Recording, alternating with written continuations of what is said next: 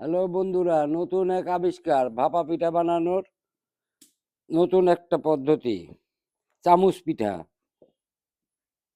এটার মধ্যে সুন্দরভাবে আটা দিয়ে দেব, দিয়ে গুড় দিয়ে দেব, দেওয়ার আবার একটু আটা দেব,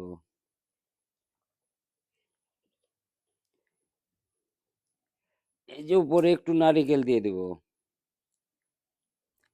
দিয়ে হালকা একটু চাপ দিয়ে দেব, দিয়ে সুন্দরভাবে ঢেকে দেব, দিয়ে দেব,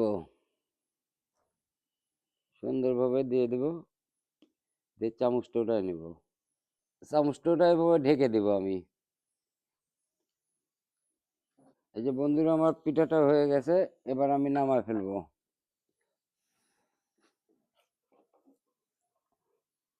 হ্যালো বন্ধুরা, আমার পিঠাটা কেমন হচ্ছে অবশ্যই কমেন্ট করে জানাবে। আমি একটু স্বাদ টেস্ট করব। বিসমিল্লাহ। আলহামদুলিল্লাহ, অনেক স্বাদ হয়েছে। তোমরাও বানাবে এভাবে। এটা হচ্ছে চামচ ভাপা পিঠা। তোমরাও এভাবে বানানোর চেষ্টা করবে, অবশ্যই স্বাদ লাগবে। আলহামদুলিল্লাহ, অনেক স্বাদ।